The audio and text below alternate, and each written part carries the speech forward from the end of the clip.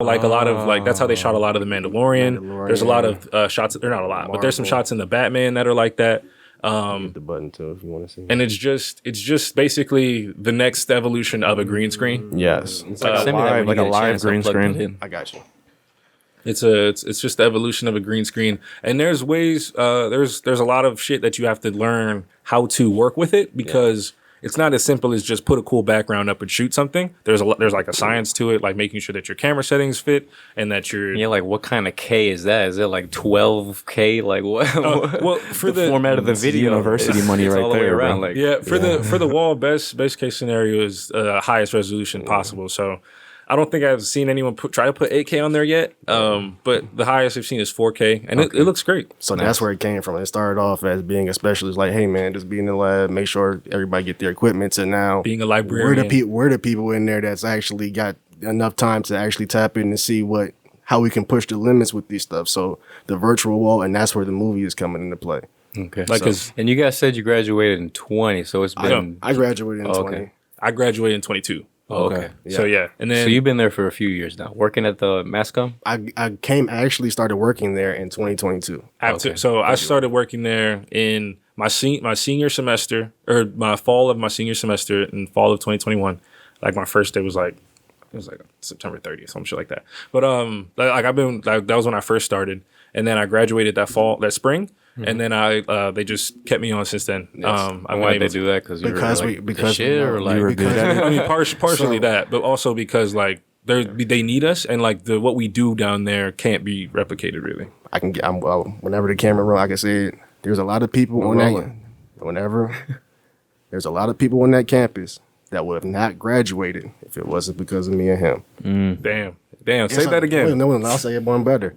There's a lot of people on that started at that campus that graduated, that got jobs, that wouldn't have got jobs if it wasn't because of me and him. Are y'all still connected? Yeah. That's what 1018 production that's what it is. Okay. Always. So this is y'all's own production? We started this, yes. So when I graduated, like I said, it was slow as far as motion wise. So right now we're doing different highlight videos of different content creators that graduated from the program, along with the music videos they have done. If you look as you scroll through the page right now, this is just every video right now is something that was produced by one of the people we've been highlighting so far. Okay. These are all alum who we work with, we've helped get work as well, and they've all come through the class, and we've worked with each of them like closely, each and every person that's on this page. And all these things that you're actually seeing are assignments that they have done in the class. Mm-hmm. With the occasional, like somebody might have done something, but yeah, for the most part, these are all assignments. Majority of it, you know what I mean? So if somebody makes a movie, in the class while they're in school, and is there any, I guess, red tape for them like putting it out into, social media? Like, is it, since it's from the university, has to stay at the university? I see what you're saying. That's so here's the thing. It gets muddy. Right. Like using the virtual production right now, that's something that nobody really even has access to. The idea that we're even like working with getting people trained on using Unreal Engine can get them to go graduate. I was gonna ask you about Unreal Engine. What the wall. I didn't want to sound stupid. That's how the wall. That's what the wall is natively run off of, like the software. Okay, so that's how you plug the video in. It's with Unreal Engine. Well, that's how you're supposed to do it in ideal circumstances. Like I said earlier, sometimes you have to work around like some of your limitations. There's always workarounds. One of the limitations that one of the workarounds that we've discovered is using Premiere, just running videos through Premiere Pro. That's a good alternative. I'm fascinated by that idea that video and game production is like merging. So that's crazy. And it's moving into the movie industry. It's moving into all different types. Like now, you're going to see new studios that have LED walls. You know what I mean? So to answer your question as far as like limitations right now, they're trying to find ways to push the creative right now. So we're doing stuff where we're highlighting actual creators that came out there that are going to different companies and actually building their own personal brand and like actually working it with, we got drone videographers. We got all this content right now, but they don't know how to use it because they're not really creative. They're not creative at all. They're not creative. Also they're not our age. They're not tapped in with the youth, if you will. And not even to use no ageisms type of stuff, because I'm not trying to do that. But what I'm saying is, like straight up, they're not tapped in. That's just what it is. Straight up, and it's not like I appreciate Chef for being tactful. I will say it because this isn't like not even on no age of shit. Like just straight up, because we have a professor that works there that's just as old, if not older, than like the heads of department, and he's just as tapped in as us. He's helping learn and teach all the new shit that we're getting each and every semester. But the people up top, they're the ones that are still lagging behind, still not understanding all. Because it's hard to understand to tell somebody about virtual production. Like, you know what I mean? As far as even with the Unreal Engine, it's funny that you actually know what that is, because a lot of people don't even know. And you probably know what that is because you have a gaming background. Video games. Because of video games, yeah. Exactly. Right. And then if you watch like the Batman, and you see like a lot of the stuff that was shot on the like Batman. With Robert Pattinson, that one? Yeah, that one. There's shot, all the shots of him. I don't know if it's a water tower, but all the shots of him and Commissioner Gordon's up there. He talks to Black Cat up there. That's on the wall. Like, and you only notice that if you work on, like, at this point, we got it. The USF got the wall in summer of 2022, summer of 2021. Yeah. And then after I graduated. Yeah, and it was thankfully the year before I graduated, so I was able to get in and take the. I was pissed. I was able to get in and take the second semester because I've been working on, and we've both been working on the wall for so long. It's hard not to notice if you see something. It's almost impossible, honestly. I can't not notice it if you shot it on a wall unless you did an excellent job, or I'm not familiar with like your wall. But everything that we shoot, I can instantly tell. And with the Batman, I didn't notice it on my first try because I think at the time I hadn't been working on the wall that long. But now it's like, as soon as you see it, it's like, oh wow, that's a fucking virtual background, and it looks great. It's $1 million movie. That movie did great in theaters. No one was bitching about that because it looked fantastic. But that just goes to show like how simple and like how to remove the curtain, if you will, like Wizard of Oz type shit. Like it's really not as complicated as you think. A lot of the shit that happens in your favorite movies, it's really not that complicated. It's expensive probably, but it's not complicated. It's probably getting easier with Unreal. 100%. So you're giving us the access to something that they're actually using on millions of dollars worth of budgets. Like Warner Brothers is having, Amazon Studios just now has a virtual volume now. Yeah, that's another word for it. You're giving us access to this and telling us not to do it.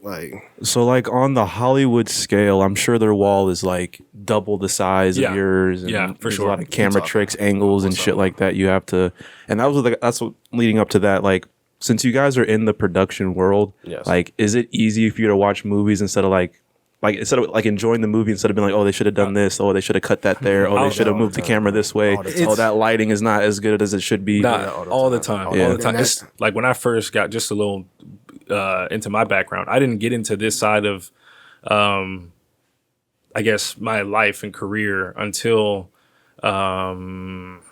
what was it? 2019 was when I changed my major, because when I first got to college, I was doing health sciences. I wanted to do athletic training because I'm a hooper at heart. So I just wanted to stay next to the sport. But I was like, nah, this ain't really for me. If I can't play, that's what I had in mind. If I can't play, I'm not doing it. So it wasn't really for me. This is at USF? No, but the owner. What's that? It's a bigger screen. Oh, that's the one. But the owner of this one has one in Orlando, Tampa, Vegas. The owner of that one is the one that supplied the USF one. He donated it. He's a graduate from USF. So big money. Yeah, big facts. Shout out Tim Moore. Back to the idea of that creativity is stifled a little bit. One of the things you guys mentioned is that each studio is kind of like exclusive for the department that it's in. So like, is there like a gaming department at USF? So if somebody wants to develop a game, are they allowed to use that wall? So not at the Z School. It's mainly for content, but not at the what? At the Z School. Sorry, Z School. That's what the Masscom building is called. That's Like Masscom is the umbrella of like news production, broadcast production, videography, public relations. Ad shit, all this stuff. All that is in the Z School umbrella. So whenever we say the Z School, that's what we mean. Whenever like the Z School includes the Florida Focus Studio, the View Studio, the podcast studio, the video lab where we work, like where we're headquartered, if you will. That's like the Z School. Like that's where we are 99% of the time at work. I'm just saying, like, so video game students can't use that wall. But this is the thing though. They give you that. Now we're getting the access where now you can take the class and actually have the ability to learn Unreal Engine. So they have, if your computer can't work, you can learn Unreal Engine within Masscom now. Yes. Okay, good. Yes. Because like, who else can like develop like on Unreal Engine and put stuff on that wall besides people who are in like graphic design, and that's not within Masscom. So you see what I'm 100%. saying when it's like There's they're a lot giving of- us a lot of like stuff and telling us like, oh yeah. Just figure it out. There's a lot of like, there's a lot of, But when we figure it out, then they're you know what I mean, there's a lot of they're like, training oh wow, wheels you on can the really do that here. right. Like they don't, a lot of people don't even know we can do stuff in like we do stuff like that in their building. There's a People bunch don't. of training wheels that we get when we like on everything that we have, and then once we figure out how to take it off, it's mind blowing to them because it's like, oh, Wow, that happened Damn. downstairs. Where that happened? I'm like, yo, that was just right back there. y'all paid That for was it. right there. That was right there. I thought that was actually in downtown. No, that was 5 feet from your office. yeah. So you guys are basically doing research and development for Literally, the apartment. literally, and it's not even. And honestly, I have to say this: a lot of the research and development that we've been able to do was bankrolled by like people like Tim Moore, because the school, like we said earlier, it's a new school. They're like doggedly a new school. Like it's annoying how much like they will acknowledge the fact that they're a new school, and because of that, like the funding that we get is so limited because they don't see the value in what it is that we can do, what it is that we can produce, and why you should be pouring money into the production side of things as opposed to trying to make news more of what it is, which is not like news isn't being revolutionized in any way because it's news. Like there's not really much space for revolutionizing at this point. And I don't know, maybe I'm crazy. I'm not a news person, but I'm biased for sure. I work in production, but that's where the money is. That's where like the creativity is, and Right, yeah. that's where we can get. That's where the money should be. So how do you guys going around trying to present these ideas you're coming up with to your higher ups or So, whoever at the department? Honestly, it's always because we did have a meeting where I brought up the idea of I don't want to say the idea, but I will say that when I brought the idea to them, it was kind of like write it down on paper first. You know what I'm saying? we got to see. I don't understand what you're technically trying to do. Like, what are you trying to do? I'll say what I was trying to say. I was trying to get an internship, start an internship for the Z School in a sense, where Sponsored through the Z School, where we have students that are actually already learning in their classes how to push content, how to create content, have them do it for the Z School. So, for example, when we have homecoming or something like that, we could start a whole YouTube channel where it's the Z School brand, and we can go out there and have students that want to learn how to do news type of, not regular like stand up, like, hey, how you but just the same- active, talking to the people, go to the football team, and So what kind of Public street students? interviews in a way. you know what I'm saying? Yeah. But But so what kind of students exactly would you be trying to get in? just anyone who's like who qualify, like as students who are in the Z School, because that's what the internship would be for. Like Okay, so it is students in the Z School. yeah.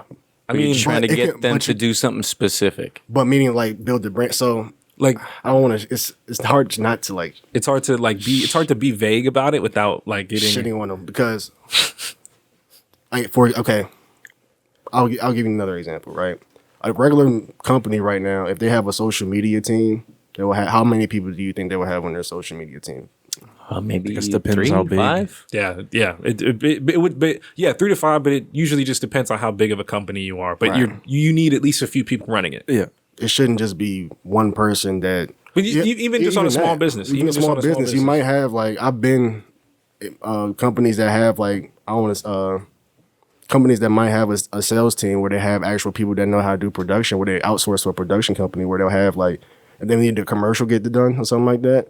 They'll reach out to this one part of the team and they'll have people that know how to like make a video or content like that. Then they also have people that know how to make sure it goes out on time. Budget, you know what I mean? Like as far as scheduling wise, hashtag, understanding the analytics of everything, of all the socials that's coming out. So that's not something that Z School currently focuses on. It's not. it's not even a function of there's no part of the school that would even have that function, which is But they're learning it in the classes though. yes. You know what I'm saying? Like, Yeah, that just goes back to what we said earlier, that these worlds are like fusing, where it's all in one. Like TV and broadcast can't be so separated from graphic design and can't be so separated from social media and My point. marketing. Like it's all together. Like why are we so? separated as Why are we so why is news just interested? all the way over here and then like people that's doing like why is everybody just why do you got to be one certain thing? Like, It's a fucking frustrating level of like commitment to this segregation of like fields and disciplines. Like we got students that be like, yo, man, they kind of just like, I don't know what I want to do getting into college, and they kind of like go down the late. It's kind of force fed where it's like, all right, you're going down the track of news until you find somebody where it's like, all right. Like honestly, production's around here. Oh, we got LED wall here. That's we can how it learn goes. music. That's how it goes. I'm about to every graduate. time. I'm about to graduate in a semester. I could take it before I graduate. Oh, I'm gonna change my. Just about every semester, or just about every semester, we get at least one person who's like, "Yeah, I was doing news," because like in the mass comm school, in the Z school with the mass comm major, you can, if you're majoring in production, you can either be majoring in news production or broadcast production. That might be news something else, but basically those are the two fields. And on one side, news production, you get to take all the news classes. And you might take a podcast. You might be able to get like an elective, like a podcast, podcasting class and stuff. You might. But outside of the electronic field production, like the baseline videography class that everyone gets, you're not getting any more production hands-on camera experience. Whereas if you take production, you're in the production track, you are you're funneled through EFP, and then even though these are electives, we gotta explain what EFP is. Sorry, electronic field production, EFP. So that's the basic class where they teach you how to use a camera like a A7. So literally, these are assignments for the classes, right? The first assignment is a 1-minute documentary. Go find somebody to make a 1-minute documentary. The next assignment, I believe, is the Swede film, where he'll give you a script. And literally, you just recreate any popular movie like Superbad, Mean Girls, Pulp Fiction, or something like that, just to show you how to not break the 180 rule as far as movie wise. All right, just do this in the camera. You know what I mean? The next is a chase scene. Yeah, and then the last one is like either a narrative film, like a narrative, or documentary. But that's all in the like everybody has to take that class, so it's a mandatory class before you graduate and stuff. But the people that can take that class and that's on the news side of it, that's the last thing that they'll ever have something like that. And they'll just go straight to news. You know what I mean? But if you're on the production track, you could take that and then transfer over to being able to take a class like promotions, where you're learning how to create commercials for different companies or something like that.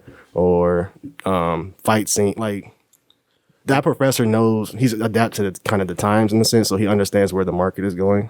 And it seems like there's a lot of red tape, like a lot. Like y'all are very handcuffed to what you can do creatively. Yeah. And I don't really see how that's productive, like especially in a school setting. Like you're supposed to, you want them to, unlock and learn new things and be more, I guess, versatile across the whole production. And make money. Yeah.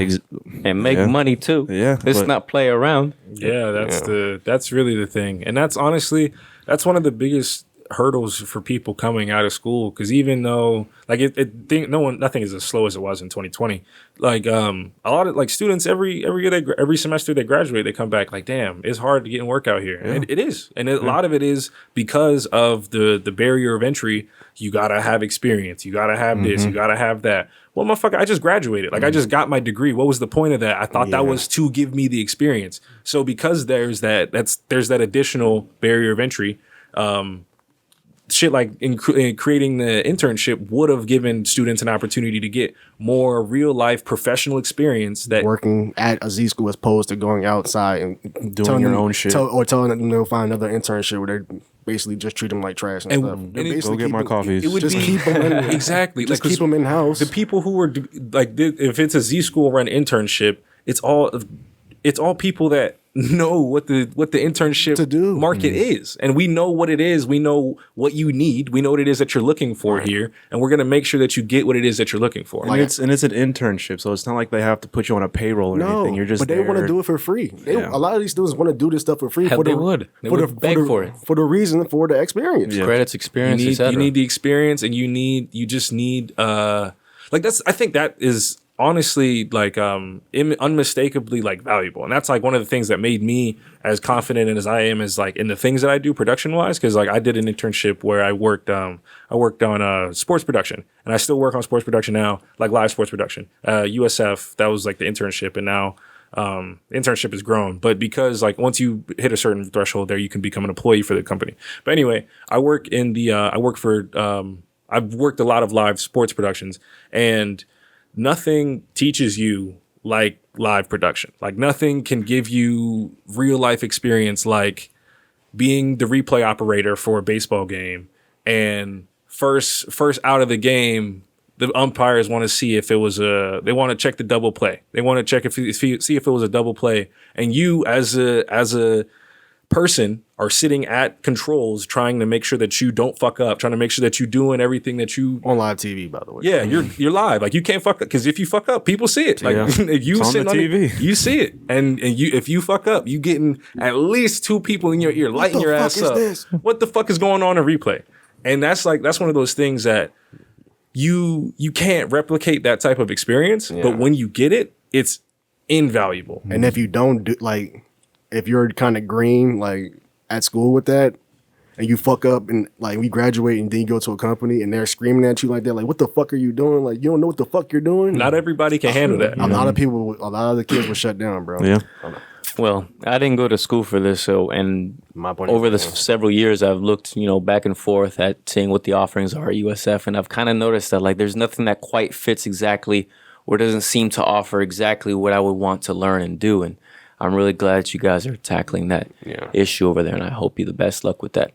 Why don't you guys tell me more about the movie that you plan on making? Okay. Oh man. So it actually started off from me, because I heard it was a film festival called Only Wave or something like that, where they were saying $5,000 for a 5-minute film. When I heard $5,000, I was like, "Word? Bet. All you gotta do is do a narrative? All right, perfect." And then one of the teachers that's actually at school, shout out to Chris the Ferguson, he was just he heard me say the same thing. I was like, yo, he was like, $5,000, you want to do it together? I'm like, hell yeah, let's do it. Teacher will help you. And then we walked down the hallway and went into the office, and we saw him. We was telling him, yeah, we about to do a movie. He was like, word? I think the movie was supposed to be about underwater with the virtual production. We was going to do something build something to make it look like we're underwater with the virtual production. Yeah. But then he gave us ideas. He was like, why are we doing underwater? We can just do space.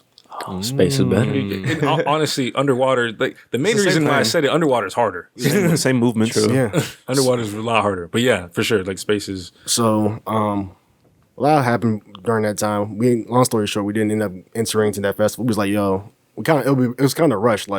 That type of ordeal, doing something like a space movie, that you don't want to do that in 3 rush weeks. that shit. Pre-production on anything on the virtual wall you need to make sure you take your time on that. Yeah. And the deadline was what, maybe a month? Yeah. Yeah. So we were just crunch time. So we was like, let's just save this idea, right? And so then we went to that thing. Long story short, it was some USC kids or USC people that come from USC, the film school. They was coming to that View Orlando, where I show you the little volume. There was a little event down in Orlando, up in Orlando, that was being hosted by some USC people. Yeah, so then they invited us. They invited some of the they invited a View class to come up there. So we just rode up there with them and stuff, and a lot of good, a lot of experience. They was talking about. He was basically giving us his what's it called, Blue Pages or whatever. Yeah, his Blue Pages on just research and shit that he's done. Because it was his director. His name is C. Craig. Shout out to C. Craig, by the way, if you see this, by the way. Shout out C. Craig. He got a movie that got not picked up, but budgeted by he did a movie in the Amazon Studios film volume, because they wanted to test the limits and see what I do. So he did a grant or something like that, and where they gave him because the dude at USC, he was basically running an R&D experiment, just trying to right now, because the technology is so new, everyone's trying to figure out just what can we do with it? And C. Craig was one of the directors that had an idea for the wall that they asked that they selected, and so he got to they funded everything, and he got to shoot his whole thing on the Amazon volume. To give you a glimpse of what his set was, for mine, he's USC, right? Mm-hmm. Film school. He got $100,000 a day to film the movie, bro. But for how many days? 10 days. 10. So Okay. what? Do the math on that.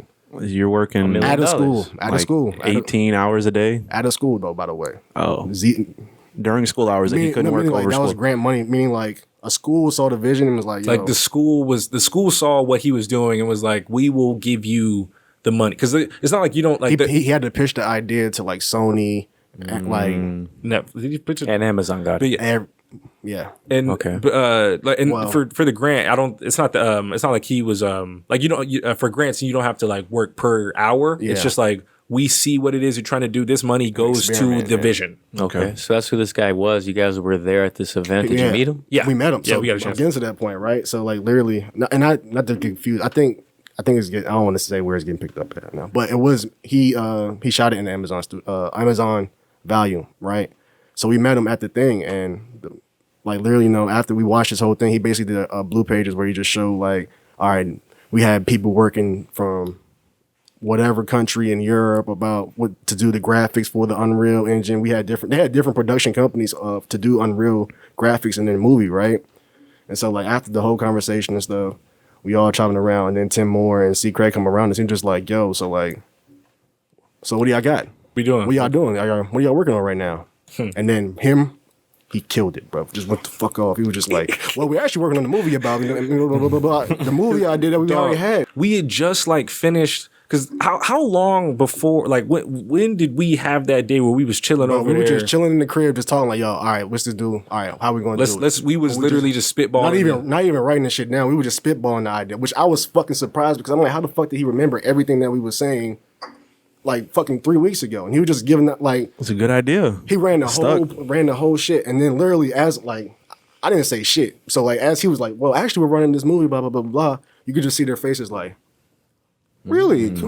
So I'm like, bro, don't fucking stop talking. Just keep fucking talking. So literally after that, it was like they was interested. Everybody, all ears, they was all interested. So that's what gave us the idea of like, okay, this is a good fucking idea. Yeah, like because when I mentioned the fact that we were doing miniatures, that was like, damn. Because C. Craig was like, yo, that ain't never been done on the wall before. And that's something that like I feel like that kind of thing gets thrown around, but this is genuinely like really new technology. Like I think. The first time this was like used not commercially, but the first time something was released that like everyone knows that's had it, I think it was like The Mandalorian. Yeah. And that was 2020. Yeah. So they probably started shooting on it just to cover my ass so I don't sound like a dumbass. 2015. We'll say like that's when just to cover my ass, because I don't know when the wall was technically invented. I don't know when they came up with like the logic behind how to make it work. So I didn't do my research. I'm gonna just say 2015. And then 5 years later, we get The Mandalorian. But have you ever seen like the movie like 2001 Space Odyssey? I haven't seen it. It's been on my list for the years. Check that out. It's an old ass movie. It's like 1968. But they made that movie without actually being in space first. So like it's a whole movie made with miniatures. You know what I'm saying? You watched the podcast. He was talking about that. He mentioned 2001 Space Odyssey. That's one of my. Is that how you guys found the podcast? Like, how'd you guys find the podcast? I'm sorry. I got it from him. Yeah, actually, I think when you first started, because it was maybe shout out to Corey Preston. That's my guy. Corey Preston. So I never, but peep this, I never met bruh. And if I ever, if he watched this, right, link up, you know what I'm saying? Do you know Toon? Big Toon? Yeah, Toon. Yeah. I went to high school with him. I know Toon. So that's how I know him. And that's how I know, I don't know, I never met Corey, but I'm cool with Toon and stuff. So that's his people and stuff. So that's how I kind of tap in. I see the music shit. And like I said, I'm an artist as well. So I'm already hip to how buddy get down type shit. But I met Toon first. And then that's how I kind of like, I think I stumbled upon Corey and then I see y'all. Did y'all interview both of them on the podcast? We did. they were That was like our first or second episode. So that's probably how I got y'all. So I've probably been tapped in from there. Hell yeah, Cool. bro. All right. You know what I mean? So Loyal. So shout out to them. Toon, hit me What's up. up? We got some music, bro. I got a lot of shit, bro. Damn. So do you want to speak on what this movie idea was? You want to keep it hush? I mean, we can. You don't gotta speak on it. But so 1018 Productions, if y'all watching this, you're gonna see a lot of the stuff. We're gonna show the process through that page right there, as far as like the behind the scenes. And right now we're just putting content out, but the whole idea is to be able to have a behind the scenes look of like, damn, this is the first time somebody's ever did a miniature with the LED wall, and it's with students. So what do you mean by a miniature? So basically, when think of a spaceship, right? Like Spaceship. You pass me the Funko Pop. Yeah. Sorry about that. So imagine this is a spaceship, right? It looks very small right now, but a miniature, the same way they had like Star Wars and stuff, the way they shoot it, they can make it look as big as possible and floating through. okay. Like you take a scale of it. So you take, let's say, if a spaceship is, I don't know, 500 feet, you take a scale of it, and so you maybe take 1/5 of it, and so you have like a 5-inch model that you shoot, and then through like camera movie magic, you can like manipulate that to not necessarily, you're not going to grow it, but the way that you shoot it makes it seem as though it's a real spaceship. Messing with perspective. Exactly. And you So blow that's it up on the screen. Exactly. So that's what the idea behind miniatures is, because I mean, there's no way we could get an actual spaceship, obviously. So That's so funny, man. But we got the technology that can make it look like That's we actually amazing. have a spaceship inside. Yeah, because like a few months ago, I was talking to a buddy of mine, talking about a movie idea, just fucking joking around. And the big premise was kind of centered around nuclear submarines. We were thinking to ourselves, like, yo, I was thinking to myself, there's no way I can get a fucking submarine set, but with an LED wall. Right. Boom. And it makes it easier than the green screen now. Like you don't have to key nothing really. You could just build the scale and then make it look, rightly. Edit all the bullshit out. Yeah. Wires, Yeah. hangers. And with whatever. that Unreal tech, you can like port in what's it called? I can make don't it- know, those 360 pictures where you're like Basically, getting yeah, real. Absolutely. So there's this thing called LiDAR where you can like scan something. LiDAR, in, yeah. And once you scan it in, you can actually put it into the Unreal software, and then you can build Gosh, around man, it. it opens up so many possibilities. But that's what I'm saying. They don't understand. Yeah. They don't understand that the sky's the limit. They still think that the limit is way down here. So what happened after you told all of these OGs your fucking story over at UCF? Oh man, or it was USC. yeah, USC. No, it wasn't used. It was in Orlando, but they were from. They was USC. visiting. They was coming to actually talk about the movie that they was making and stuff. Yeah. About the grant, and that's how we found out. So we're already locked in. One of the executive producers is already tapped in. Shout out to them. I gotta do it now. What? Ryan, y'all gotta get Ryan. Oh a my shout out. God, I didn't know that's where you were going with And it. that can actually be a branch to show you how we actually met too, because Ryan Watson, he has a movie on. I know it hurts to say that. That's our guy though. That's our. Yeah, that's the OG. That's man. OG. But I hate that I have had to say give that him a out plug, loud. man. This guy? God damn Yes, it. yes, that's him. But he did a movie he did a couple movies. He was on, he actually entered a couple of his movies in the Sunscreen Festival. Because that's actually what because bro was talking about. So I was like, damn, he did the Gasparilla, because he just did the Gasparilla. But how I met him is because he's a professor, and he's one of the teachers that's teaching the EFP classes and the promotion class, the drum class, the view class and stuff. He's the main person doing that stuff. But he was doing a movie. He was filming a movie called Paperline, which is out right now on Amazon Prime and Tubi. But he was doing the movie. Go stream it, I guess. And he shot like majority of it. He shot majority of it in a week. And I was helping out while I was working and stuff, but I was coming on off set, and then I was there Friday and Saturday and Sunday, and it was long hour days, like 12-hour days type of ordeal. And then literally, so I'm wearing. It's funny because it's the scene that we were shooting was like. I'll give quick context. This is going on in January. He had asked me at some point in December. He was like, "Yo, are you gonna be in Tampa to do around January?" And I was like, "Yeah, I'll be back." He was like, "Would you like to do you want to be an extra in my movie?" And I was like, "Yeah, sure, fuck it, like whatever, I don't mind." So that's and he all right. So we get to that time. He's like, "All right, just wear all gray, like just Right, gray all gray. sweatpants, gray sweatshirt, and that's it." And that was on Sunday, but on Saturday they shot the scene where they was fucking up everybody in the gray sweatsuit. So it was like, all right. And so just so happenly, I was wearing like a Nike Tech, not like this, but I was wearing a Nike Tech gray. Like I looked like one of the goddamn fucking Stars in the movie. the set. You know what I mean? So what happened was I leave. It was like I said, we left at like 4:00 in the morning. It was in Clearwater. We went all the way back to Tampa and stuff.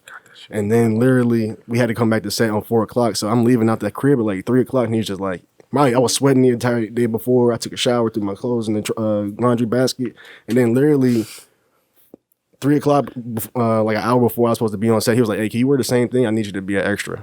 I'm like, "Damn, bro, I got to put on the same dirty Steak, ass clothes." clothes. What the fuck? So I get there, right, and we line up and shit. And I'm lining up with this nigga, and we all sitting there. Never met before. Never met this nigga before in my life. So I'm like, what the fuck? I'm like, damn, okay. I just assume he just Mind looked you, like everybody else. and Like, I'm all right, we're just a working. bunch of gray niggas. And I'm working. I was working the set. I wasn't even supposed to be an extra. I was just working the shit. So the next day he was just like, "Yo, I need you to be an extra." I'm like, "All right, fuck it then." And then we all lined up like on some fraternity shit. And then he just like, "Hold on, wait. Nah, something off. Numbers off. I don't like the number." I'm like, "Fuck it, I'll drop." You know what I'm saying? So literally, that was the first time seeing him. And then literally, I got hired there like maybe 3 weeks after that. And then I came back to work there like maybe a month after that. because the fucking process to get hired through schools is so fucking different. I don't know why, bro. I got hired in August, like my shit process like August, middle of August. I shit you not, I didn't start. My first day wasn't until September 30th. The connection there is that Ryan was able to get him the job at the Z School after he'd graduated.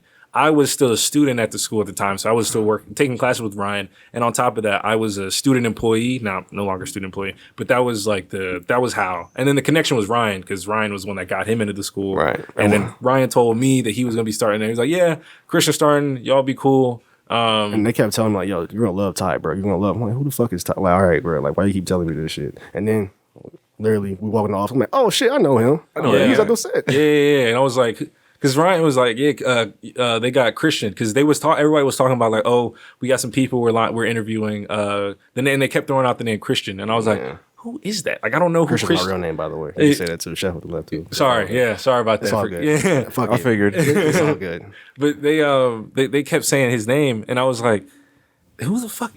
And then Ryan was like, he was on my movie. I'm like, nigga, I don't know. Okay. It was a lot of niggas. There was a lot of people over there. It was a black movie. So like, it was like, yo, he was that one nigga in the movie. I'm like, there's a bunch of niggas in the movie. All of them. Okay, cool. All right. So, but then like whatever that first day was, you pulled on. I said, oh, that's who it is. Yeah, what's up, man? But, So now Ryan's helping you guys out with the movie. yeah, so his movie just now was More in name than anything. He did Gasparilla Film Festival, Sunscreen. We was there. You might be able to pull that up on there, but his movie is basically about a black fraternity that studies martial arts and stuff. That's So, the premise behind it, and Right. he's got a cool concept. Yeah, it's on Tubi right now, by the way. So if you want to go stream that for free, go I'm ahead. gonna say Tubi's free, right? Yeah, and then it's on Amazon Prime for like $2 or something like that. So Yeah, so if you have a chance, show support, because he like we might get more. he's in the movie. Get some residuals. He's in the movie. He's in the movie. So. I'm not union. Shout out the union. Shout out the strike. So how much of effect does like all these striking have on like the production Everything. company? Like, so everyone's just not doing shit. Every fucking thing. So literally with his movie, like that's the thing. Like Ryan's movie, he was getting some motion at first, but then when everything shut the fuck down, he can't. You can't work with the people that he wants. Writers or actors right He now. can't really talk shop either. So like, you know what I'm saying? You can show what you have, but they can't talk business right now. So it's really slowing his process down because he already. I don't want to give too much up, but he already has. He has a lot of like steps going. Yeah, the movie's already was supposed to be a prelude to a series that he's going to get made and stuff. Okay. And now slow. you have to halt like because he wrote everything, but he intended on getting like actual writers and getting like people getting it like a team behind it. Actual actors and like actual SAG, you know what I mean? And now that comes to a screeching halt because everybody is. I mean, understandably so. I don't know if y'all like know what's going on with the strike, but understandably so that like. No one is working. Like writers and actors are like, no, we're not doing shit till we can agree to something. And as far as I can tell, all the heads have been uncooperative. Like there have been no cooperation so far. I guess what is the clash? Is it money? Is it they're not getting paid for the hours? It's a lot of different things. I'd say for put it in perspective, I don't know if either of you guys watched Orange is the New Black, but yes. there are actors on that show who were only getting who received residual checks that were like cents on the dollar, and so the issue is a lot of that. I mean, where the world is changing, we live in a world with streaming where we didn't live with that for so long, and so now. Systems are fucked up. We don't really know how to do things. And on top of that, studios are being really cagey about like actual numbers and stuff. So it's hard to really determine your value. Because if you don't know that you are the reason like your movie, your show got 500 million views on it, if Netflix doesn't tell me that, how am I supposed to know that I did that? And then I can't accurately negotiate my worth. That's shady as fuck, dude. And on top of that, that's not even the shadiest part of it, because that's like that would affect like the more household actors, like the stars, leads. For people like just I'm not union, but let's say I was union. Like let's say like Paperline was a union production, and Sony was bankrolling Paperline for some reason. Not for some reason, but y'all know what I mean. Sony was bankrolling Paperline, and I was casted through Sony, and they like I signed my contract. What they've been trying to do, what they've actually been doing, is taking like the likeness of extras and paying them for a day's worth of work, and then scanning them, and then using AI for their likeness in perpetuity. Wow. Oh shit. So that's You know what? there's a lot of shit going on. Sad to say, but that's working down. So extra work is gonna go out the window out soon. the fucking window because of Unreal Engine. I too. did see on And TikTok. that's why I did see on TikTok someone was showing it was some movie that came out and like 30% of the people in the stands were like real people. Everybody else was Yeah. CGI. and that's why the strike is going so hard right now, because like this is the juncture in which you can this is the time to stop that. Yeah. Like if they don't make a stand now, It's going to It's gonna get worse. because bad. No one's gonna at this have a point, job. We're in the wild west. Like the studios are just kind of I'm gonna like, say it's a standoff now because nothing's like. How's it going to move? Like, what's going to happen? and so the studios right now have been moving with impunity for, I guess, That's a big word. have been moving like this for, I guess, the inception of like shit like streaming. And so now that writers and actors are like, all right, we can't, like, this ain't gonna fly. Because I don't know the specifics of writing cuts, but I know that studios in general are trying to lean into AI writing, which I don't know if either of you have looked into Yeah. it. Awful. Because the thing that makes writing good is humans. Like that's the human touch, the human element, the human experiences that make each and every one of us who we are is what makes something good when it was written by a good writer. Yeah. Why do AI they want to use the AI for to lower money. costs? Yeah, just the same reason any corporation does anything in capitalism, just to save money Instead of having a and writer's maximize room, profits. Instead of having a writer's room of 25 people, they'll have a writer's room of maybe 3 people and then use AI because Honestly, it costs cheaper. They probably what the model will probably be. They'll use an AI script. They'll use AI to draw up a rough draft, and then they'll bring in a couple writers to polish it up, tweak it up. But you can only make shit look so good. Like if it's a bad script in the first place, you know. But that's all about money though. Like these big businesses, they just need another summer blockbuster type shit. So and the bottom line is to make the line go up, and in their heads, and that's the thing. Like most people can see a lot of corporations are just reactionary, and they make a lot of bad decisions because they can't read the tea leaves properly. And so the what's going on now with the AI shit, like they're thinking it's going to save them money, but in the long run, it's really not, because now we're in this stalemate. Who knows how long it's going to go? Because we've heard some shitty things from some of the execs about talking about how like they're willing to go until people start losing their houses, and people are like, and that's the sad part, bro. They're not making work. So how are they getting money right now? and so that's why, and that's just one more thing, but just to let like the last thing on that, and that's why a lot of like the shit that everybody wants to see, movies getting delayed. Like Dune, I just had a friend. He was like, I just rewatched the first Dune. I'm like, I don't know why you did that, bro. Euphoria, bro. Euphoria's getting pushed back 2 fucking years, bro. Euphoria gets pushed back. Yellow Jackets gets pushed back. Swagger, I don't know. That's a show. I'm just gonna show that one love. But that one's I don't know if like everything is up in the air right now because no one's working. Like no writer worth their dime, worth their salt is gonna do anything right now, and they don't want to be a scab. And that's a good thing, bro. Like meaning like Yeah, for sure. them, we should be standing. For Yeah, it, bro. that's why like all like I know 1018 like 100% stands with the strike. Like fuck the studios, fuck whatever time they're on. Like obviously like you know they actually no, not right now. Like I would not work with the studio because that would like make me a scab, and like that just is fundamentally against what it is that they're trying to stand for. So for me, I feel like obviously it's corporate greed, but I feel like it's a time thing. Like they want to push movies out as fast as they 100% can. And 100%. You look at the past 5 or 6, Marvel movies. The CGI on them things is fucking terrible. I don't know if y'all saw VFX, the VFX studios. They just recently got the number they needed to unionize. So Good. VFX workers will no longer be getting worked to death Good. in the computers. And then the other thing is, along with the AI, we were talking about this quite a bit ago. Some past actors that have like died 40, 50 years ago, their likeness is now getting released, and now they can start scanning those old actors and using them in movies. Which is Y'all seen the Black Mirror episode? strange. Which one? The one with Selma Hayek? Yeah, Salma Hayek. That's Michael Cera was in it. Yeah, That's going to be a real That's thing. a good. Honestly, like this season of Black Mirror was good. But that's why I love Black Mirror, bro. That was a good. I don't know if y'all saw the most recent season, Yeah, like the watched season it. before that one. The season before that one was mid, but this one is. You talking about the one with the 3 episode. The one with had Miley Cyrus. One of the episodes. Okay, yeah, that one was was shit. mid. That one was shit. Thank you. But yeah, the most recent season, like that shit is fire. And that first episode is a great, like that was one of the ones that was like, this is Black Mirror. This is literally showing like a nightmare. Yeah, I feel like the writing kind of changed a little bit. Yeah. But that's gonna be some weird zombie ass production. Like you're gonna have, okay, I like the way that this guy can talk, but I don't like the way that he looks. We have this guy's likeness. He's really handsome. We'll have this guy talk, and then the script's gonna be written by AI first and modified a little bit by people. Yeah, That's some weird zombie ass shit. You're losing the magic. The magic is just not.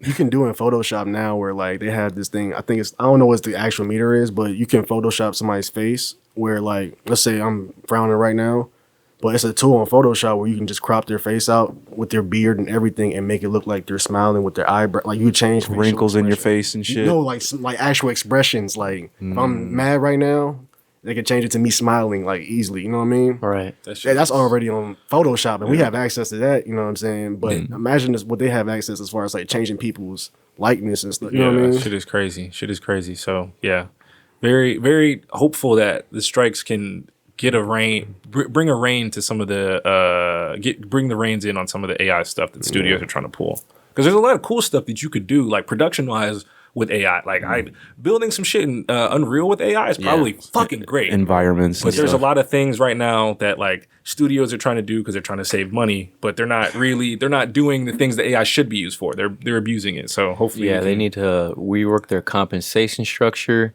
and be more transparent with their data. 100%. Those are the two biggest things I'd say. They make so much money two of the biggest off these things. Marvel movies and then don't put it back into the studio. Dog, the most recent offer that the unions tried to give the studios, it was like less than what they were asking for was a combined less than I think like 5% of the studio's revenue.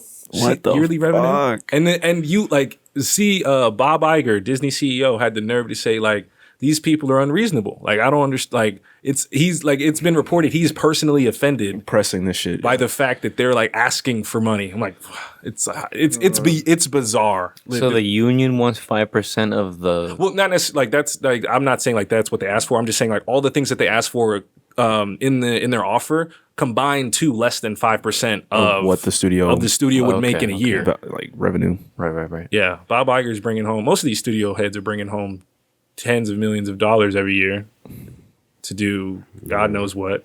Not tens of millions of dollars worth of work, I can tell you that much. And I didn't think like, I thought moving forward the technology would be better, movies would be better, but it's moving forward and getting worse. It's getting a lot worse, which is weird. It doesn't make any fucking sense. Makes no sense. We have better technology, and yet CGI is seemingly getting worse. Yeah. The other component of it, I feel like, is that movies are being made for a much bigger audience than they used to be. Yeah. Like we're not just making movies for each other and our own culture and the Americans. You know what I mean? Like this shit's going for the world. Yeah. And so it's kind of like diluting this shit. They're pouring a lot of money into this shit. Honestly, I feel like we're getting to a point now where like it costs too much money to make a movie. Like I don't see why you need to make. But that's why they're trying to look at all these small directors and stuff. Yeah, I don't see why you need $100 million to make a movie. I feel like a lot of that goes to like the actors. Like if you get like if you have like an end game, then 50%, 50 million of that probably goes to Robert Downey. So that Jr. makes sense. Yeah, but like that's like an Avengers movie. But even like one, we don't need to make it like you don't necessarily have to make those. But two, even if you just did something like the smaller type shit, like Napoleon Dynamite, everything, everywhere, all at once. Those mid-tier movies are kind of going away. Like I remember, I used to love with Anchorman and those type of movies. You know Those shits are getting pushed all the way out the theater. Yeah, bro. it's all about the big budget movie now. because I was doing some research on just like very successful low budget films, and Napoleon Dynamite's like up there. Yeah. They spent $400,000 on that movie. Yeah, $400,000, bro. And John Hader, like during the filming of the movie, like before it even got released and they made their money off of it, he got paid $1,000 for that role. and it's a classic. Crazy. Classic Yeah, and that just really goes to show like you don't need money is not what makes a movie good. No, Money is not what makes a movie good. Script and Like another example of a movie that was really inexpensive to make, but did exceptionally well at the box office. Joker. That shit cost like I think $5 million. Keanu Reeves? No, Joaquin Phoenix. Oh, Joaquin Phoenix. I'm tripping. Yeah. That one cost I think like $5 million to make. And that shit grossed over $1 billion. Common problem is like where the best idea is the most expensive one. Yeah. No, it kind of proves it's not. It's not, but I mean, when you're on the other end, it's just like, oh, That's what you how think. much money you think you can make me? I need to be throwing money at all of my problems because that's the only way to make line go up.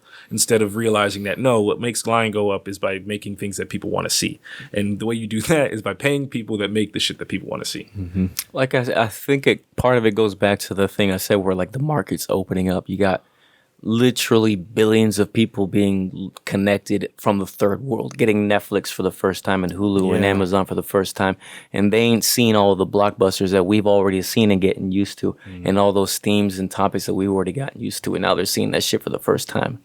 Yeah. And we don't fucking like it. We're bored of that shit. Yeah, I know. So they can keep pumping out these generic ass high budget blockbusters, but they're generic as fuck, but it doesn't matter. We've seen it already, but the rest of the world hasn't. So it's just fucking flying. And on top of the fact, you got please China and all that kind of shit. Yeah. So all the problems that goes into that part. Yeah, for sure. That you're making movies for different countries. Yeah, I know. And then that's weird. The social things that they have to check mark for most of these movies that they put in there. It's like, have you guys heard of like ESG or anything like that? ESG? What's that? BlackRock, environmental social governance. Oh no, I'm not familiar with that. Let me give you the rundown real quick. There's a big, what hedge funds are, just big wealth management for billionaires. Well, BlackRock's basically the biggest one. They teamed up with the other biggest ones, and they control pretty much about $80 trillion worth of assets. It's hard to get money from anyone else besides them. They pretty much are the majority stockholders on 80% of the S&P 500. So pretty much everybody has got to go along with what they are kind of going along, trying to plan. You said it was BlackRock and who? BlackRock and other. I've heard of BlackRock. Sure what other hedge funds, but BlackRock's part of it. Okay. George Soros is kind of like involved too, and their goal is to use their power to change the way that capitalism works. That's kind of like directly from Larry Fink's mouth. Larry Fink is the CEO of BlackRock. I gotta lie. I cannot lie. That sounds fucking terrifying. What does he mean by that? So like with ESG, you get a score, an ESG score based on basically the progressiveness and the, how digestibility, pro-environmentally, socially governant you are. That's what ESG stands for. And so based on your score, they kind of control on who gets money and investments for any industry of what you're trying to do, but movies also. Right. So that's where you get do they hit the check boxes? Well, you're not getting the funding. So you check the more boxes, the more money you get for a movie, bro. What the fuck? We're doing this. That's crazy. Humans, just PSA to all humans, we're doing this shit all wrong. Way wrong. All this life Sideways shit is all the way wrong, bro. But that just kind of goes back to the origins of Hollywood itself. Do you guys know why Hollywood was formed? Yeah. That's actually what got me into like this. I'm a film person. Like that's my minor was in film studies, and so like cinema is like my shit. Like I love literally like Please tell me, I want to learn. Bro. Yeah, how did Hollywood get formed? In what way? Because there's a couple different stages. Like, why did filmmakers start moving out to California to make movies? A lot of that came from. I guess it comes from a few different places. I'll say, just to keep it simple, I'll say a lot of it happened when we introduced sound into film. When sound became when we were able to when movies were no longer silent and you would you watch them with accompaniment, and that would like when that shift changed, because there's not like a time when like there was like, okay, no more silent films, all of our films are in sound now. Like there's just it's kind of like, as with everything in history, it's more of like a period of time that like shifts more so like more slowly. Once I think around that time hits, that's when, and I could be a little off on that because it's been a couple years since I took the film history, like that class. But a lot of the studios were setting up shop in that area just because there was nothing over there yet, and so like they could build like sound stages and shit like that because we were doing like that's when sound became added to movies. That's when like sound stages were a thing, because we realized like that's how we would get. I'm getting ahead of myself. That's when a lot of studios migrated to that side of the country, because there was a lot of nothing over there, and so there was a lot of, like, for lack of a better word, real estate to grow up, to build off of. True. A lot of what's going on over there. The way that I heard it was that Thomas Edison held all the patents for like filmmaking and stuff. And he was kind of controlling the way that film was being made, and also didn't want to hire Jews. Wow. So between the combination of people who didn't, because medicine's in the Northeast, right? New York, or like whatever. And so they said, well, where can we go? Literally the opposite side of the country. People who didn't want to follow Edison's rules and or were Jewish in the film industry. And they went out there, kind of like Las Vegas, far away from the law. A lot of history. Conspiracy theory. People move, a lot of, like, as with history, people go somewhere else because there's a dickhead who's dictating what's going on. And so they're just like, okay, we'll just do our thing over here. So that brings me back circle why I asked the question in the first place. Here we are with Hollywood, with all of its strict rules, dying because people are going elsewhere. We're kind of looking for that. If you ask me, it's decentralizing. I've tried to be optimistic about it, I'll gotta say that this is a decentralization process for the film industry. And overall, I think it'll be good. I hope so, at least. Having all movies controlled in one place is probably not a good idea. Open up studios in every fucking state. And that's where the virtual production comes into play. Where, like, now you don't necessarily have to be in Hollywood to go do stuff like that. You can do it in a soundstage in Atlanta or. But I think the biggest thing in getting in the way of that, like the biggest obstacle, I think, in decentralization is the fact that at the center of it, all the studios do have all the money. So it is hard to, like, you don't need $100 million to make a movie, but it is going to take you a few million just because to make it, and then to produce it, and then to market it and stuff like that. Market it, especially. Just to getting all the things that go into filmmaking. As much as I would love to see it decentralized, I feel like there's just a couple things that, like, a couple obstacles that would be hard to overcome, just because, decentralizing it means that, like, funding my committee, and I have a harder time imagining someone being able to fund, like, let's say $5 million Joker, versus, like, crowdfunding it versus, like, who did that? Warner making that movie. Okay. So but I hear what, like, I don't know if that made sense. Well, I mean, maybe not decentralizing, because you mentioned Warner, but, like, just in different places. Yeah, you know what I mean? I hear what you mean. Yeah, I hear what you mean. Yeah, in the sense of, like, leaving all the no longer being tied to Hollywood. Right. And the 60-year-old buildings that they have over there, the only studios that we can make movies. No, Atlanta is a place that's coming up. That's what I was gonna ask. Like, what's the next Hollywood word? Atlanta, 100%. Atlanta. Apparently, they said Tampa at one point was actually a good spot to do films at. Like, Florida, I think, is a place that people want to come and create in, because there's a lot of, like, legally taxed shit that you can do here. But I've seen, it's 2 movies. The Punisher. The Punisher was here? the old school one, yeah. Oh, shit. Hell yeah, that was a And, Punisher. I'm about to say Spring Breaker. Cop and a Half. Those are the only 2 that I know. Spring Breakers. Zola Zola was Zola. here. Zola was here. Spring Breakers was in Tampa? It was in St. Pete, I believe. That's Tampa, might Yeah. have been. Edward Scissorhands was close, right? Yeah, that was Land actually. O'Lakes. Yeah, you're right. Not too far. They shot some shit in Jacksonville, because that's where I'm from. That has a very rich rich film history. They shot some shit up. I, of course, can't name anything, but they've shot some shit up there before. Nice. I'm originally from Washington, D.C. too. So I know they DC, shot, like, some PG George of the County. Jungles from, like, the 60s in Silver Springs up there, but Of course they would. Some of those cheesy ass movies, barely colorized. What's it called? I hate to go here, but, like, similarly to the way that the rest of the world is opening up in terms of getting access to, movies and stuff, it's the same way in the minority communities in the United States. Black films and Hispanic films, obviously less Hispanic films, unfortunately. I wish we could change that. But, like, black films, like, just the same old topics, or, like, versions of old movies kind of getting rehashed, but, like, just picking up like fire, because for a lot of people, this is the first time that they're kind of seeing that stuff. Never bothered to go to movies, or just weren't, like, in it. Yeah. I'll say, just because I feel like a lot of what we've been talking about, as far as the entertainment industry is concerned, has been doom and gloom. I will say the thing that I have appreciated recently has just been, like, granted, very slight, but an uptick in diversity, and having more just different looking types of leads. Like for example, Blue Beetle. Like we're getting like we finally gotten. He's Asian, right? No, he's Hispanic. He's Hispanic. Yeah, I haven't seen it.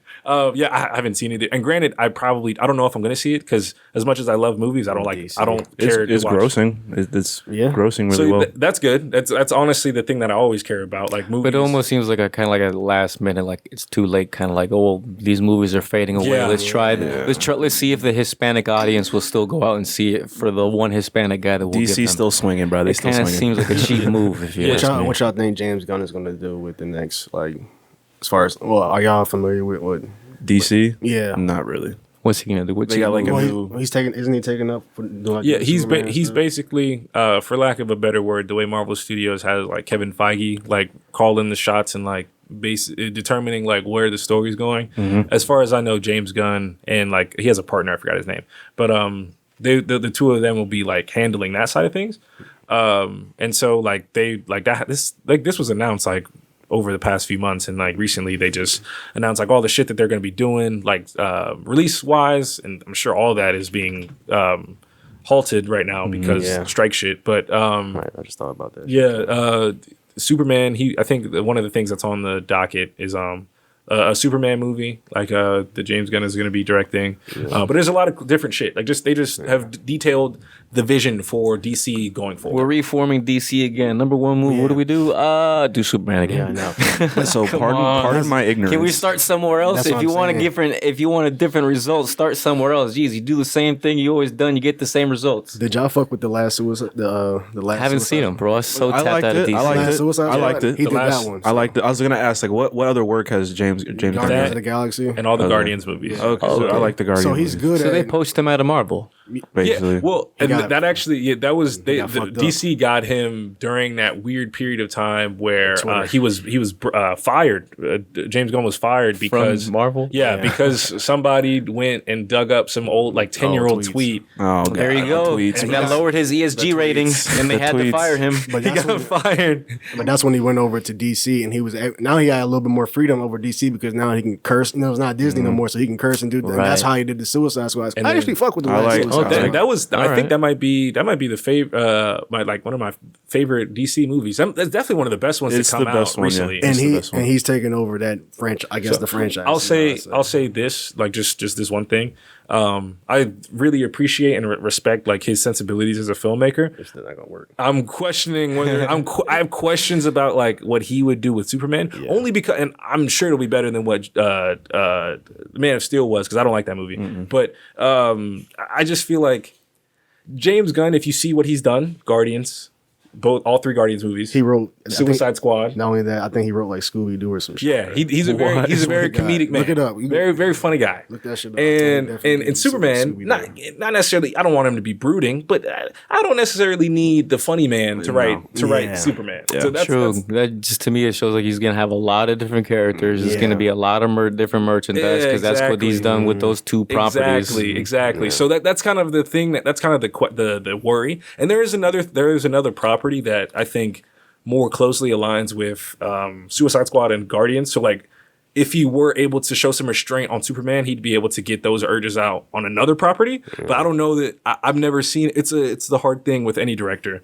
If you've only seen them do a certain type of thing, it's hard to see them. It's hard to see them being able to do anything else until you see them do it successfully. Right. He started off writing like I think he wrote like Scooby Doo, like the Scooby Doo movies. Right? Exactly. And then years later, he And did- then The did- Spooky Island one, like the I movie think one. I might be. So you can Google it. Somebody, Please, somebody Google that shit. I'm not. I might be bugging, bro. Did y'all watch Peacemaker? I have not. Really good. It's Really good? It's good. Actually, I have not, and that's. I what will do watch it need just to- because on that's HBO Max. because I love just 'cause of Suicide Peacemaker as a Squad. character. I love John good. Cena. John Cena was a great character. Good movie or a good series there. He only got one season though. Screenplay. He did the screenplay for Scooby Doo. Which Yeah. one? What's that? For the 02 one? Scooby-Doo one. Yeah, that's the Spooky two. Island one. Oh no, that's the second one. That's the second one. Screenplay and story. Either way, yeah, that's crazy. And then he transitioned to Took fucking doing- superhero movies. Doing Guardians of Yeah. the Galaxy, and then I think he did. There's one movie that he directed before Guardians. That was like that wasn't a superhero thing. But yeah, for the most part, like the man's he's a funny man. He's very funny. He seems flexible at the very least, and if they're gonna pressure him to make something a more serious tone, but still with a diversity of characters, and but that's the thing though. I'm like.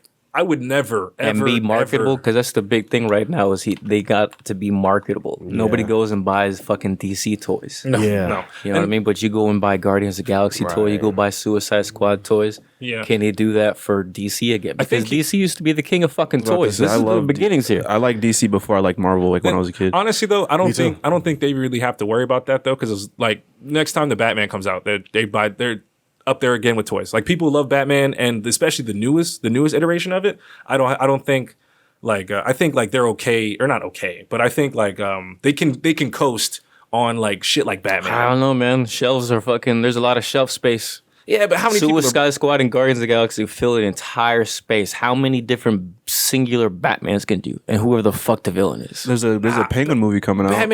Nah, man. I feel like Batman is like statistically like he's like one of the top 5 most recognizable IPs in the world. I feel 100%. Everyone's gonna go and buy the Batman toys, but still. Yeah, it's not like no argument there. I'm not by no means am I arguing DC is fine.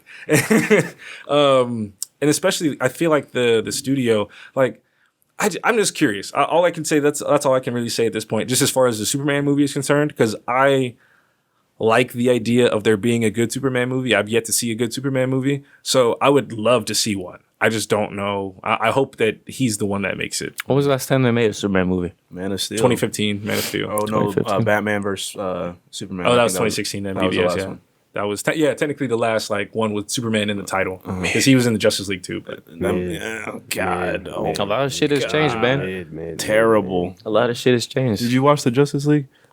Don't waste your time. I forget. I seen number 1, maybe 2. I watched the Snyder's cut just because. Hot take. I think I saw 2 Snyder's cut. I like it more than I like the Snyder cut, honestly. But that's because I don't like Zack Snyder as a director. The Snyder cut was like 3 hours long. I didn't. That bitch was 4, nigga. The thing is, they just they put so much, like they stockpile all these characters in the one movie, and it's too much. Because they were trying to do that, the big character, marketable 4-hour action figure type shit, but they failed. It's a 4-hour epic, and epic. I use that like very sarcastically, and it's just very self-indulgent, very very self-indulgent, and not in a good way.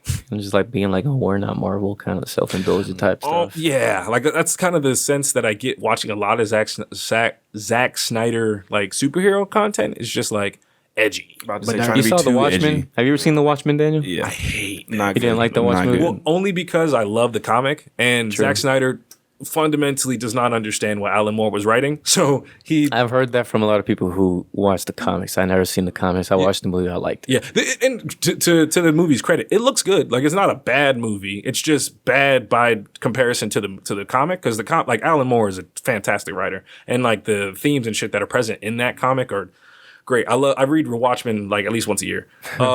And he's a movie buff, guys. Got that big floating dick around the whole movie, bro. The big blue dick. He just, even if you other BBC.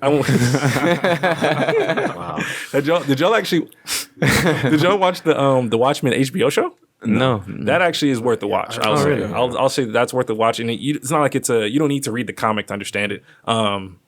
There's like a couple things from the comic, but it does a good job of explaining it's self-contained. But just to the Zack Snyder point, I have a friend who like also likes the comic, but he's like, it looks good, and it does. It's a great like 1-to-1 adaptation. But there's just like small shit there that just kind of like goes to show why, like, just reminds me why I don't appreciate Zack Snyder's filmmaking. Damn, all that to say, fuck Zack Snyder.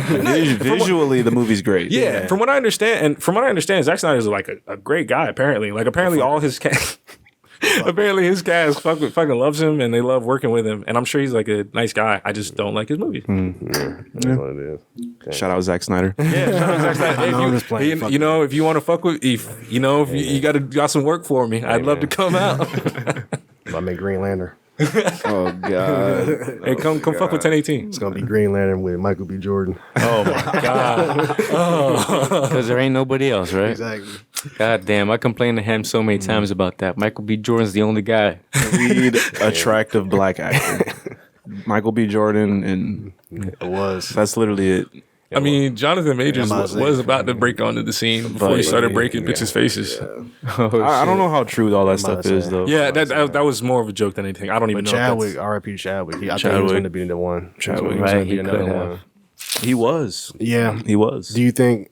No, we're not going to. Do No, that. go ahead. I was just going to say if he was still here, do you think he would be the top actor right now, opposed to the Jonathan Majors? As far as black actors, I would say black actors. As Yeah, far as, absolutely. Jonathan Yeah, Majors. absolutely. I definitely feel like He's got a better catalog. especially because Marvel would be leaning on him way more. Because right now they don't have anybody. If he was still around, they'd be fucking. They would be riding the shit out of Black Panther. I would say he has more respect from the OGs, and therefore he would go farther. Yeah. That He would too. get more challenging shit, more creative shit. Like, Black like Panther they 2. still be putting out pictures with Lawrence Fishburne and his people. It's a Don Cheadle, like pictures of all of them, like with Chadwick Boseman. You don't see Michael B. Jordan around. Yeah. You know what I'm saying? You don't see him around.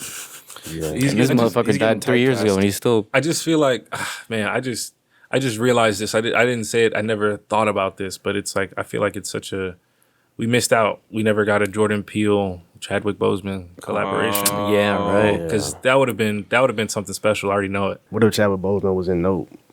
Instead of Daniel. And that wouldn't have happened Granted- because they have such a strong relationship. Granted, I like Daniel Kaluuya. I don't know that Chadwick would have like made it better. Like, but He did a podcast where have y'all seen Nope or no? Yeah. You seen Nope? He likes He it. did I a- don't like it.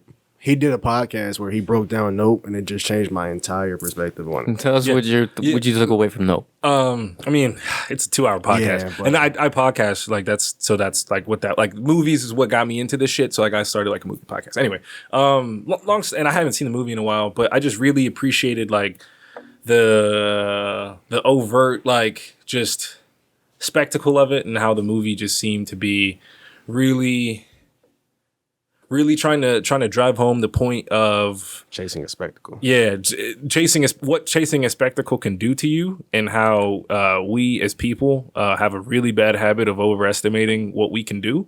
And a lot of times we misinterpret like a situation like where we got lucky as like, oh, I'm there's something special about me. I'm supposed to be doing something dangerous to my life, and eventually you're going to end up getting yourself hurt because you don't understand. Like you think that because you think that you didn't die in a room full of people that died when a chimpanzee lost its mind. You think that you somehow special.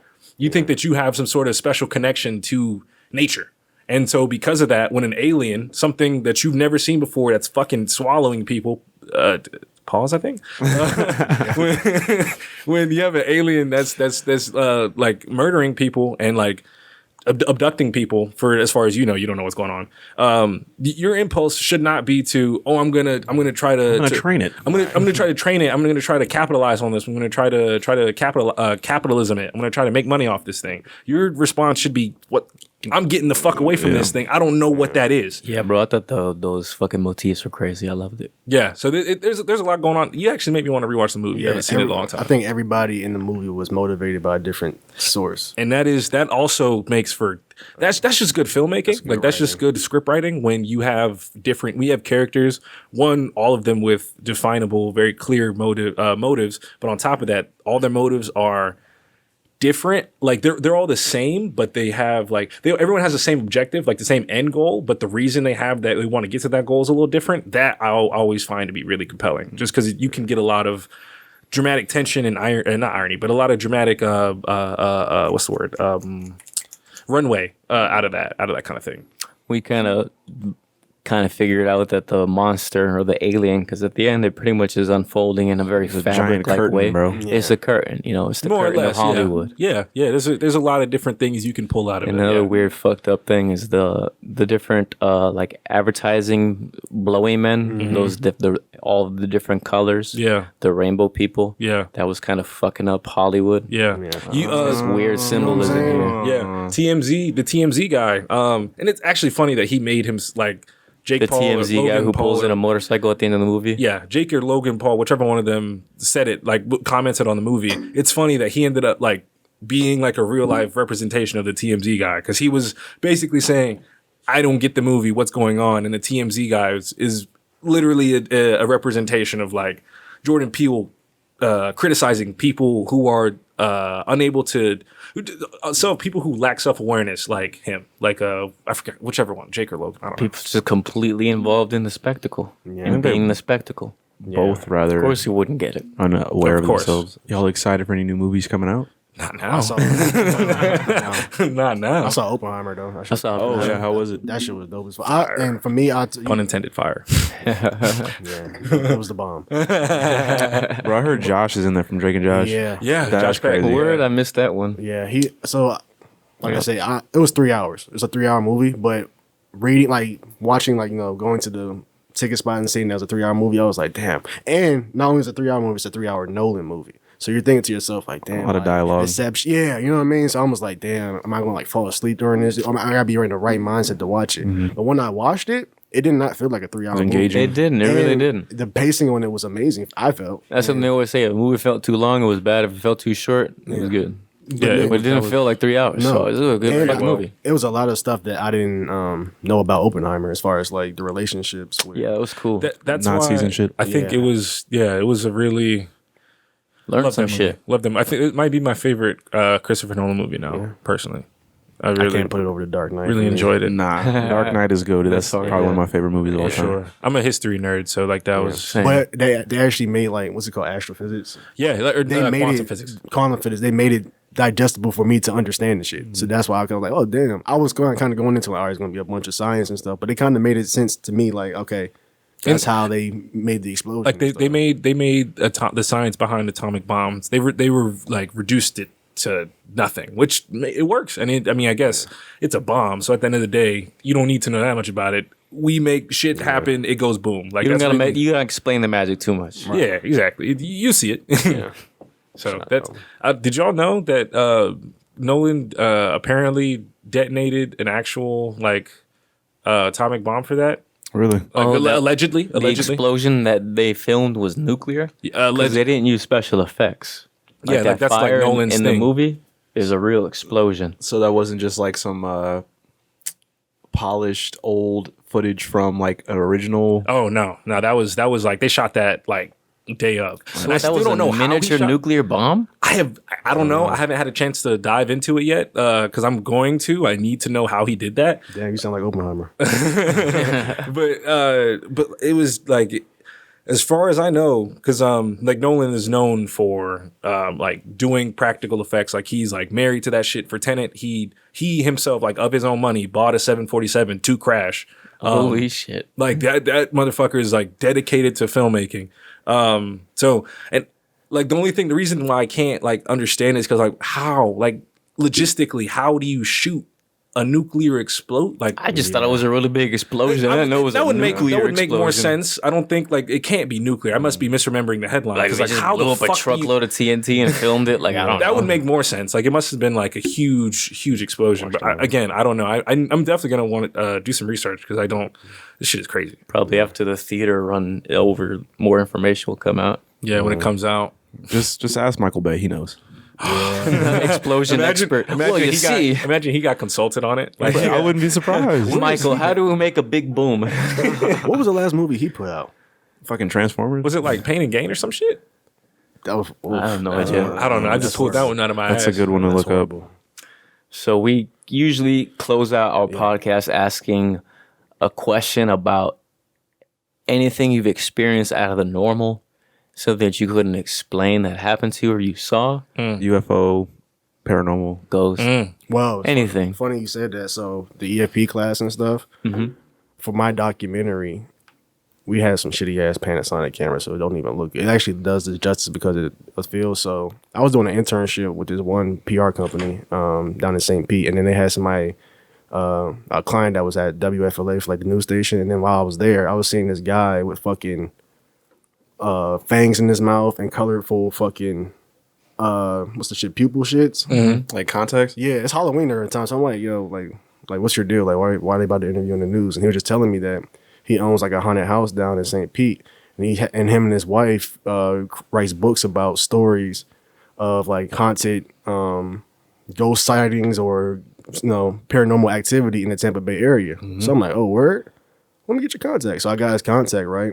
And I did a whole documentary on him. It was like probably like 10 minutes, but he was basically explaining like different like paranormal shits around the Tampa area and stuff.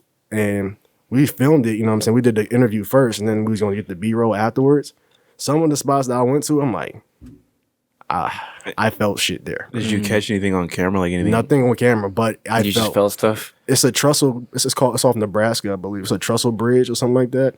I think I got on my social media or something. Oh, I don't know if I have it on my social media, but it's a trestle bridge where they said that apparently kids used to walk over the trestle bridge to fucking cross so it make it easier to get to school and stuff. Mm-hmm. And apparently a kid fell off the bridge one time, and now apparently his soul and his body still lives on the bridge that comes out. So we filmed it, and there's no lights over there. So like, it's no like street lights or anything. It's an actual fucking bridge. So literally, we're walking in there, and we're doing it at like it's right now. It's like 7:00 at night. So it's the lights. I mean, the sun is dropping, and you just feel the energy. And I was shot it with one guy named George, who was shooting it with me, and he was the one that was like walking across the fucking bridge. And I'm like, bro, I can't. You're crazy. I can't do it, bro. But he did that, and then he told a story about it's called Mini Lights in St. Pete. And I'm like, what the? And so he was telling this story, and he was like, yeah, he was trying to do his research about it, and he kept fucking up the story. And I'm like, okay. And then he actually found an article where the story goes that in St. Pete, they used to, like in the 1800s or like early 1900s, people used to spot like people ghost sightings with like green lights and stuff like that, and it was capturing people. And they was like, what the fuck is that? But the story kept getting twisted, and he ended up doing the research on it, and he found out that in St. Pete, it used to be a big alligator farm community. Oh shit! So what they would do is they would they would kidnap black babies from these areas in St. Pete and feed them to the alligators. What the fuck? Damn, that's some UF shit. Yeah, so That's crazy. What the fuck? I got proof for it. It was a documentary. Damn.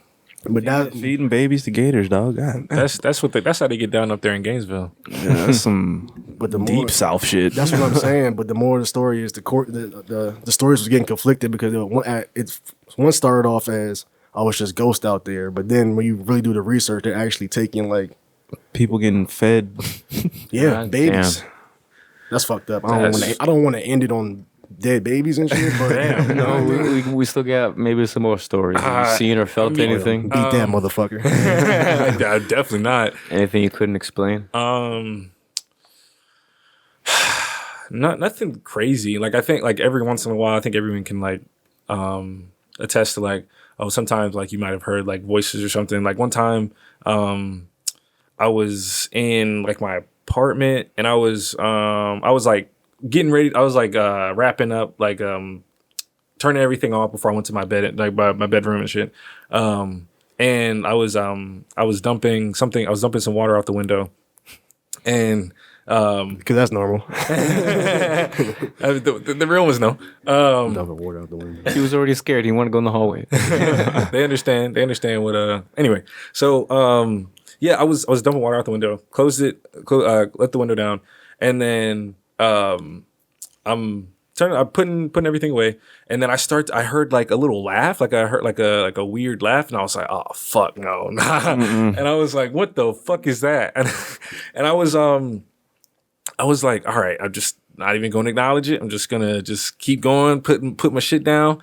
I turned the light off to go to my room.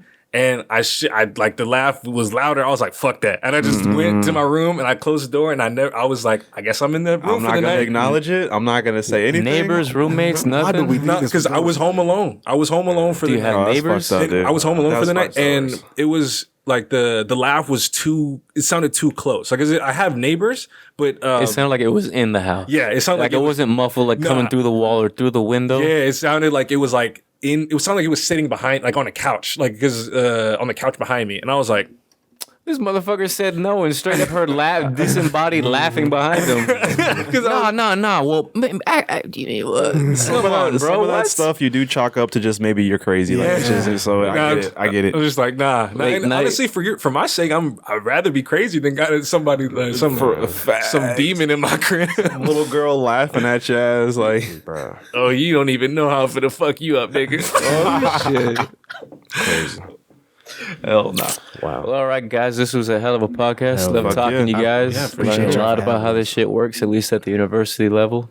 Yeah, I mean, Yeah, I mean, just the USF. Don't want to speak for everybody, but from what I understand, a lot of a lot of this shit is the same across the board. And I think the biggest thing that I want to get, because it's not a diss to anybody at USF or anything. Never, like that. never It's just that. really, it was cool just to see the guy that came from, I forgot his name. I don't want to, the Florida State dude. Josh. Josh, yeah. Josh Aranik.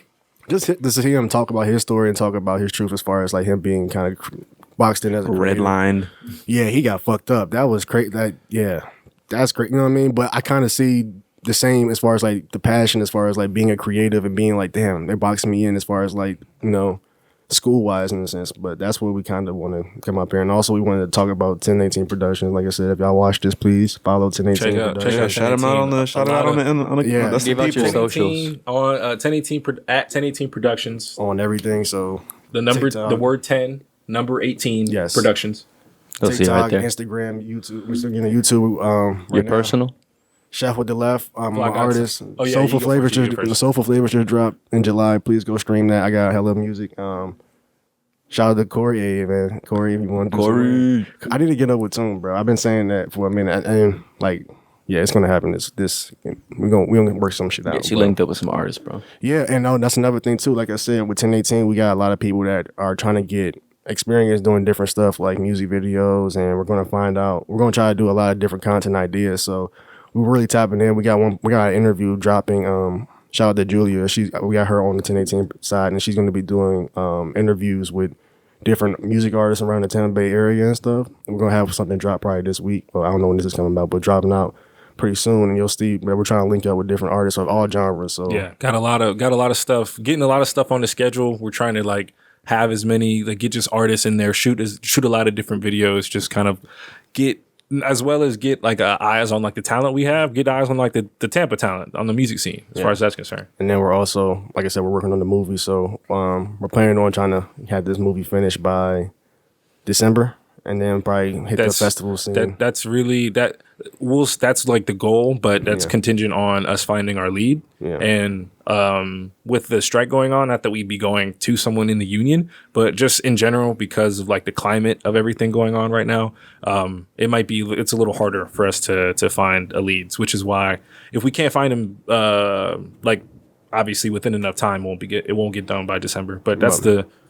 goal. Shit, hire me. I'll be your lead actor, dog. You guys heard Hey, it. to be honest with you, bro, I mean, don't say dog, that. because dog, do you that act? happen. I'm out of. I can. I think I can. We'll work. All right, nigga, are we talking? So also, I'm directing this shit, so we talking. One I want to say, I appreciate y'all for having us up here. Yeah, and of I course, thank y'all man. so much. And I want to bring y'all to our space too, so y'all can see all the shit. You know what I mean? 100%, And maybe we, 100%. like I said, maybe we can even do another the next one in there, or That'd be Yeah. fun as fuck, bro. Fuck Y'all yeah, we dude. got to get y'all on the 1018 podcast. Yeah, It man. remains to be named. Yeah, hit us up. Flyyguy.ty, 2 Y's and Fly. Flyyguy.ty, 2 Y's and Fly on Instagram. I don't give a fuck about Twitter or Threads, the same shit. I make music too. Hurricane Season Volume 1 dropped on SoundCloud. Dude, we make music. We do a lot of shit. Just tap in Just into tap in. 1018, tap into Flyyguy.ty, tap in Chef with the Left. A lot of shit going on. You don't want to miss it because you're gonna be real mad if you don't get on the shit now, and then a year from now everybody talking about it. So just saying. All right, guys. Don't get that FOMO, y'all. don't let FOMO do it to you, man. It will do it to you. Appreciate y'all, man. All right, boys. Appreciate y'all too. Wrapping it up. Hell yeah. Thanks for coming. Yes, sir.